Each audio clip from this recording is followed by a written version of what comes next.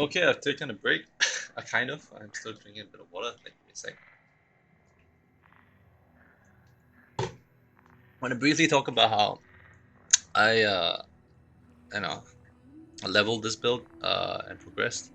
So I'm mostly I would say a solo player. I don't really party with people, and I don't.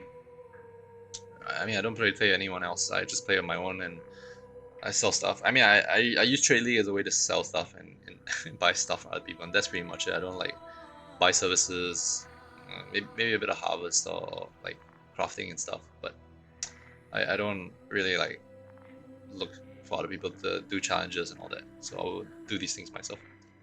Anyway, uh, the only way to really show you guys how I leveled the character is to go to PO E Ninja and look at the time frames of how the build developed. So let me go there. Okay.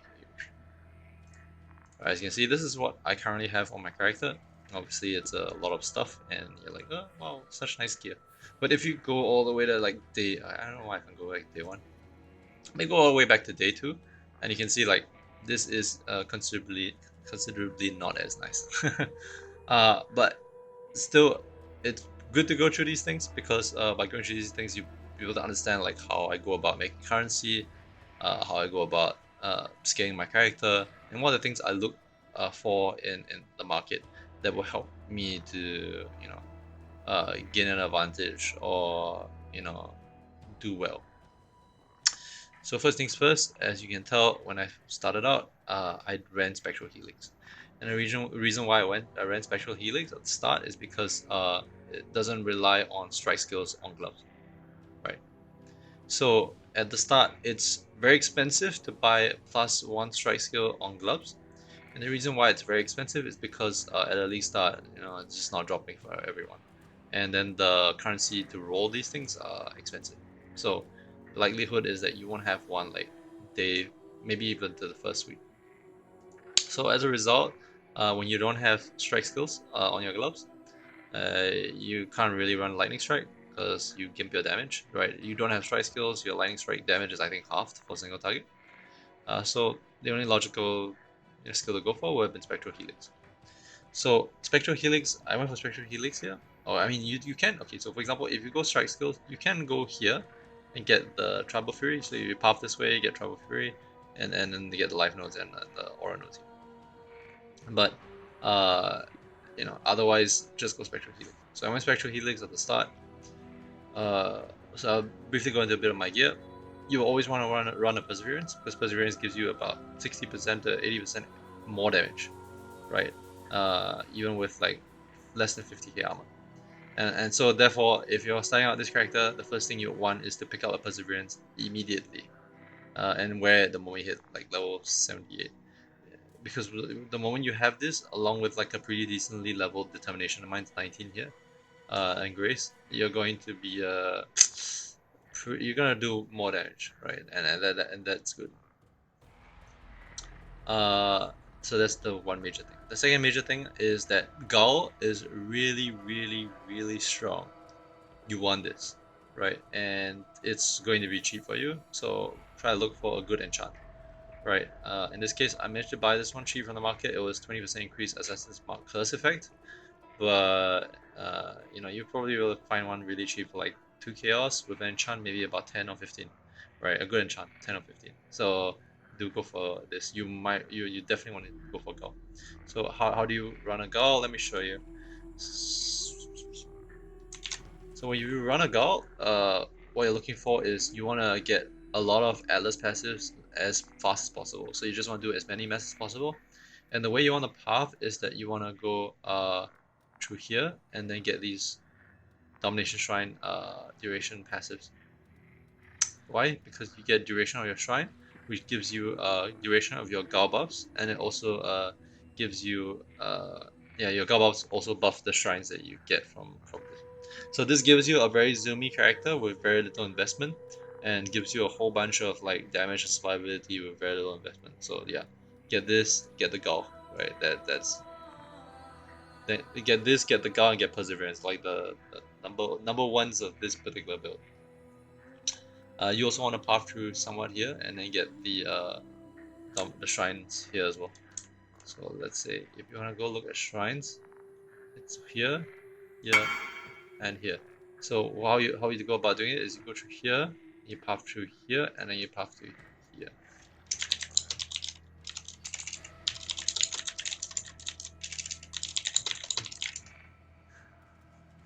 Okay, so that's with the go. Let me go back to PoE Ninja.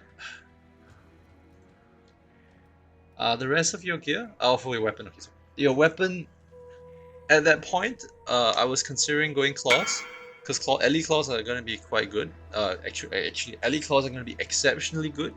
The problem is that for me at my league start, a decent DPS elite claw was going to be about a couple exalts.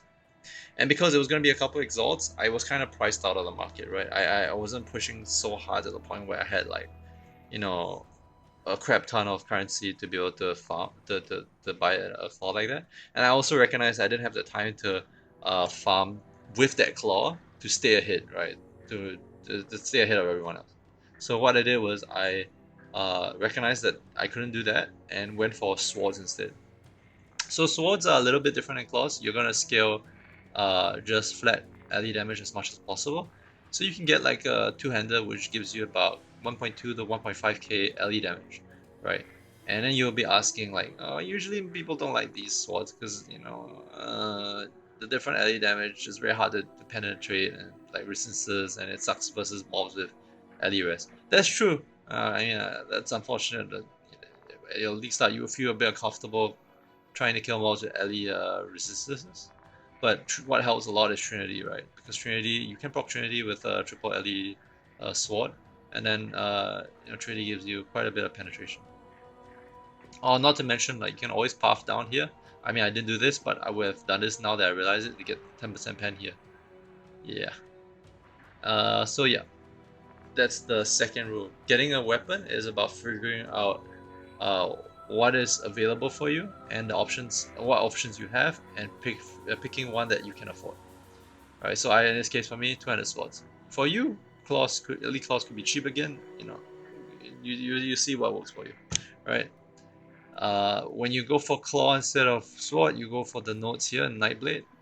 And you go for nodes here, and you scale Nightblade with elusive effect. If you go for swords, you go for nodes here and the two-handed node here, right? So it's a different kind of like the different kind of passive point allocation and yeah, I'm terrible at this. Anyway, what I would suggest as well is you want null and void because it gives you strength, which is nice because you're gonna path right side, you won't have a lot of strength, and it gives you life. And the thing that is really good for this is that it gives you uh, rampage, and rampage along with Gao gives you a very zoomy character without a lot of investment, right? You could start off like day one, and like right now, if you start off right now and it's not day one of the league, these things are very accessible and very cheap. So you get this, you get this, you get this, you get a nice LE weapon. You're going to be zooming through maps. Uh, it's a guarantee, right? Uh, the next thing you do is try to get a cheap sixling. At least I didn't have a sixling. I only have filing, so I had lower damage. So that sucked. But yeah, so those are the things you need to look out for. Oh yeah, Mantra of Flames is really nice. You can snipe one cheap because people don't look at the roll of the attack damage one. But just get a 5 to 12, 5 to 11 one for like just wait on the market, right? You can for it, you can get one for maybe about 10 kills or maybe less than that. Because that helps you with damage as well. Yeah. Oh no, not nothing's really interesting about this setup. Just briefly explain to you like what you can do to mitigate scarcity in the market. So this is day trade. This is the next day ahead. I've moved to a separate tech. So if you notice, what is interesting about my build is I'm starting to optimize slots. So in the past, I was basically slapping on whatever I found. Right? If you look at this, I think the chest armor was great. Yeah, I bought the chest armor actually. I bought it for really cheap. But yeah, I had rings on that I basically found from the ground, right? These are rings I picked up, like amulets I picked up. They're not optimized at all. But day 3 is where I start optimizing. So I found this amulet with fractured multi, and I just crafted the rest myself by a random like harvest reforge or some shit. And I got this, so I started using it, and I used it for a very long time, by the way, because it was pretty nice. For rings, like same thing. You want to optimize, get the stats you need, get the resistance you need, etc.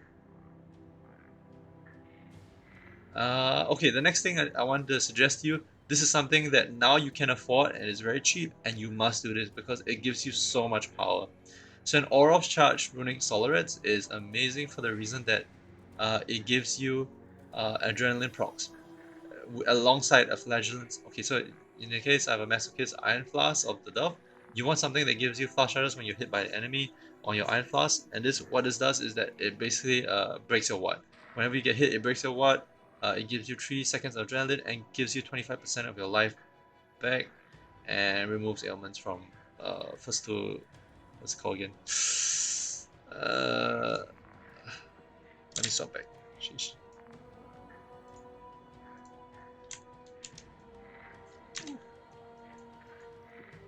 So yeah, because the first ascendancy you're always going to get is first to strike and last to fall, and with Orof's charge you're going to get a very regular proc of your adrenaline, which gives you 25% of life and removes all ailment and burning. Right, so it's such a good EHP layer.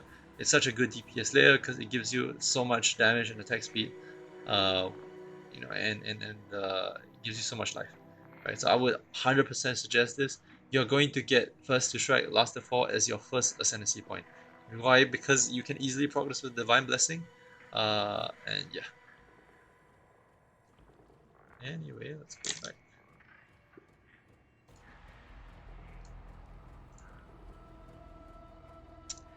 Okay, you can as you can see, like as I optimize like the portion of the gear which I can optimize. So these are all my rares. It's mostly just to patch up life resistances and get them like get more optimal stat distribution. So I don't want like useless stats. So down here I have life and max res, or not max res, life and total res, and that's kind of all I needed from this chest. Uh, Same with rings and ammo. I think it's pretty straightforward. It's the same. You know, like my damage has gone out like one, what, 2.5 times, mainly because uh, not because I've optimized my stuff, but also because I think my gems have started leveling. Right? Yeah, my gems have started leveling, so that's pretty much the reason why. Anyway, let's go to day 4.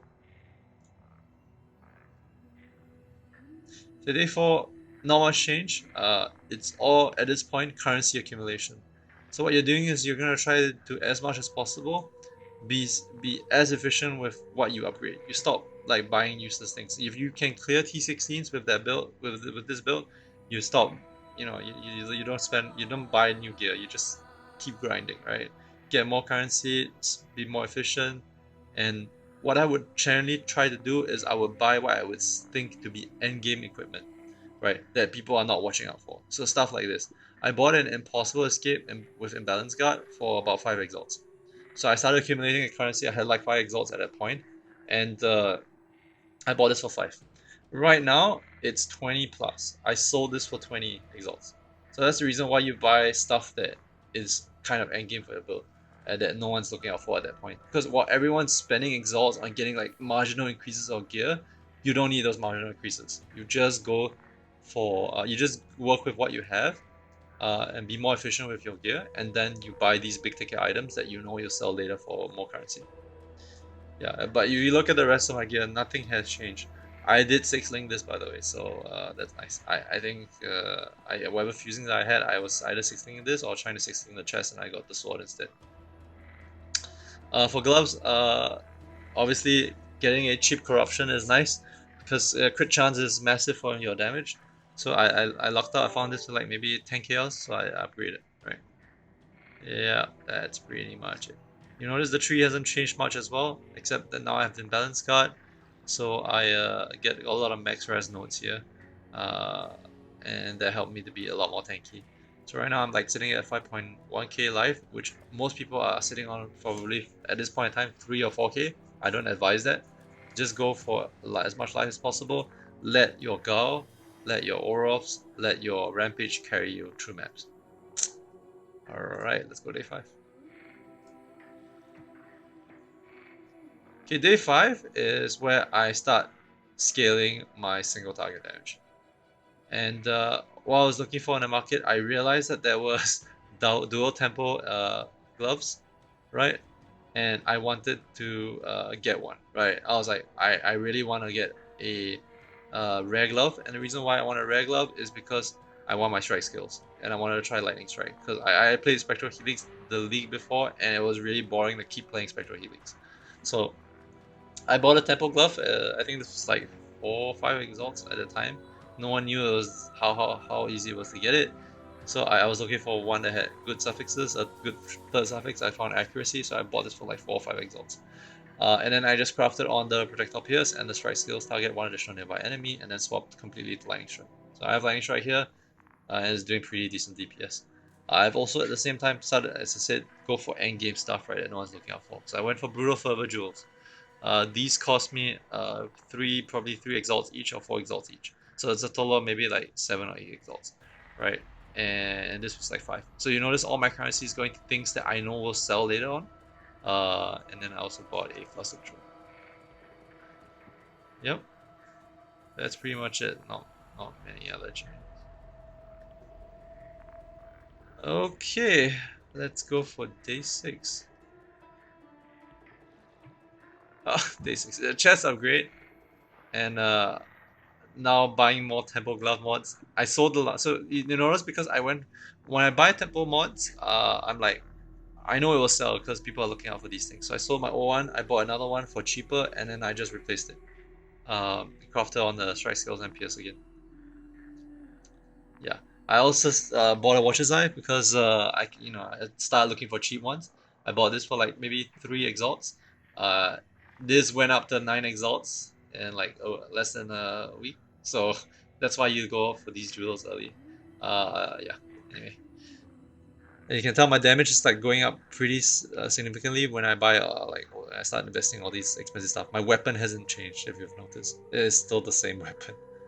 Um, yeah. Oh yeah, I've gotten ascendancy points, right? Yeah, that's the other reason why I've got more power on my character.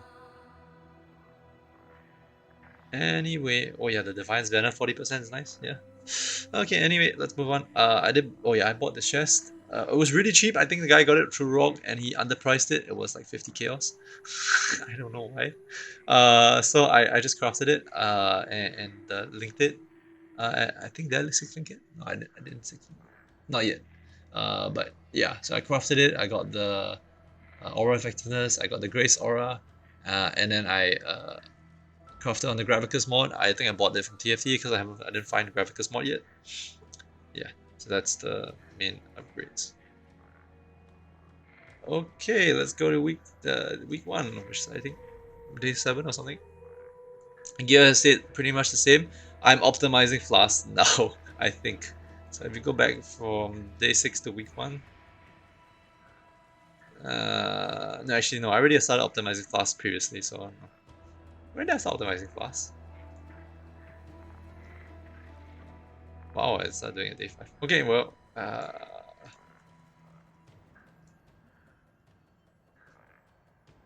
wow, day 4. I guess Flasks are cheap, so I started optimizing them early. Yeah, whatever. You notice nothing of the gear has changed. Damage is actually exactly the same. I'm just leveling my gems up. I think at this point it's pure currency accumulation. I'm doing probably T16 maps with Sulfite Scarabs and going straight to Delph and doing like maybe 150s to 200 Delph depths. And then I'm getting levels, so I'm level 96 here. Once I start doing that Delph strat and the, what's it called? Let me go back to the Atlas passive tree to show you. So the strat at the start of every league is I will always path this way. I will get all the shrine nodes, and then I path this way. I get the harvest ones as well. In this case, in this league, I focus on harvest, sulfide mining, and then I went up here to this. So intelligence gathering is great because just by completing maps, you get you get syndicates, and I don't really care about what I'm getting in my syndicates. I mean, I'm a bit of a pig that way, but I'm mainly using this for EXP. I'm using this for EXP, so I max out my syndicate safe houses. I get the EXP. I go and do the bosses, and I get the boss drops, and then I cycle through them. I just basically just do maps quickly, get sulfite, go to Delph, get Katarinas, do Katarinas, get the drops, and then sell the drops, and whatever shit drops out of syndicate. So that's the general strategy I go for. So that's at this point I'm just cruising, and that's all I'm doing, right? So that's week 1. Okay, week 2 is I think where the major changes are. Yeah. I probably didn't show because you don't see the days, so it's like just almost a week change. But at some point, I was accumulating currency fast enough where I could afford an Omniscience. I could afford a Grasping Mail. I could afford a Paradoxica. So at some point, I transitioned out of all this early game crappy shit and into bigger stuff. This chest I 6-linked. I sold it for 15 exalts, I think. I 6-linked it and then sold it for 16 or 15, 16. Yeah, so that's nice. So you get this point. I've sold off the imbalance card for 20 exalts. So I bought grasping mail. I bought this shield for really cheap. I think the shield was like 50 kills. And then I crafted the rest myself. Paradoxica I bought and then divined. I bought this for like 8-9 exalts and then divined it to max. I bought this helm for maybe 3-4 exalts and then I crafted it myself. I bought the boots base, I think. Yeah, and then crafted the rest on with suffixes cannot be changed and built. My rings are yeah. My rings I bought usually my strategy for getting gear is I would buy stuff with perfect suffixes or perfect prefixes and then fix prefix or suffix. Right. So anyway. So we're still week 2 by the way. So wait no, so we're not week 3 now. But we're still technically in the end of the second week. So the latest screen snapshot is just now. As you can see, the character went from like absolute pipig in day 6, and then started scaling like insanely in the week after that when I swapped the Molten Strike. Yeah, but generally like this is maybe a bit of a guide on not just how to build a character, but also like how to do your league starts comfortably. So I don't like play like an insane amount. I think I do. I play the same amount.